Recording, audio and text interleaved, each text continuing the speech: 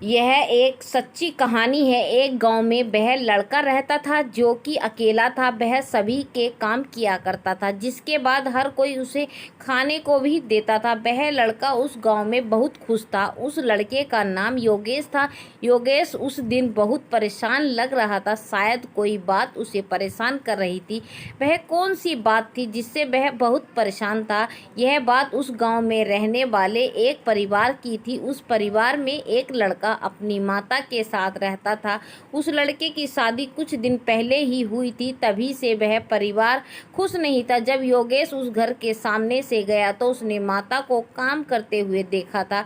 उस दिन योगेश ने कुछ नहीं पूछा था, मगर जब रात के समय भी योगेश ने उस माता को काम करते हुए देखा तो उससे रहा नहीं गया। वह माता के पास जाता है, उनसे कहता है कि आपकी तबीयत खराब हो सकती है अगर आप बहुत अधिक काम करती रहेंगी। योगेश इस बात को जानता था क्योंकि कुछ महीने पहले ही माता की तबीयत खराब हो गई थी, इसीलिए शायद उन्होंने अपने लड़के के शादी की थी। माता कहती है, मुझे लगता था कि शादी के बाद मुझे कम काम करना पड़ेगा, मगर मेरा काम बहुत अधिक बढ़ गया है। वह कुछ भी काम नहीं करना चाहती है।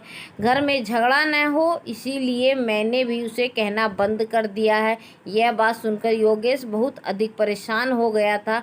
कुछ भी समझ नहीं पाया था। क्या शादी के बाद काम पर जा रहा था, तभी उसने माता के घर को देखा था। आज कुछ भी नजर नहीं आ रहा था। माता भी शायद अंदर ही हो सकती है, बाहर कोई आवाज़ नहीं आती है।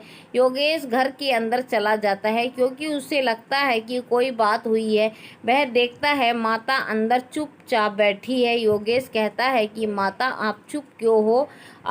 अकबर बीरबल के किस्से की कहानी। माता जब यह आवाज़ सुनती है उसे पता चल जाता है यह तो योगेश है। वह कहती है कि आज वह दोनों घर छोड़कर चले गए हैं। यह सुनकर योगेश को बहुत दुख होता है। आखिर माता घर में अकेली क्या कर सकती है? यह सब कुछ तो ठीक नहीं हुआ है। माता कहती है, कल मुझसे खाना जल गया था, उसके बाद घर में झगड़ा न हो इसीलिए मैंने सोचा कि खाना दोबारा बना लेती हूँ, मगर शायद यह बात भी उन्हें अच्छी नहीं लगी होगी। वह दोनों अब कभी भी यहाँ पर नहीं आएंगे। वह चले गए हैं। जादुई आईना की कहानी। योगेश को बहुत दुख होता है। योगेश कहता है कि आप चिंता न करें, वह जरूर आएंगे।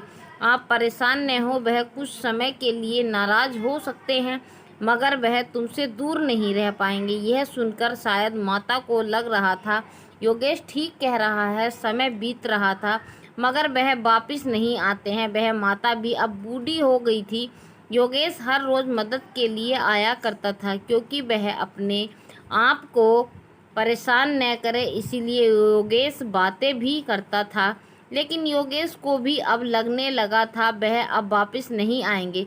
शायद यह भी वजह हो सकती थी योगेश ने शादी नहीं की थी। शायद उनके जीवन में कोई समस्या न आए। योगेश ने जो देखा उसके बाद उसका भी जीवन बदल गया है। यह कहानी हमें कुछ कहती है, जीवन में ऐसा कोई काम भी न करें जिससे किसी को भी तकलीफ न हो।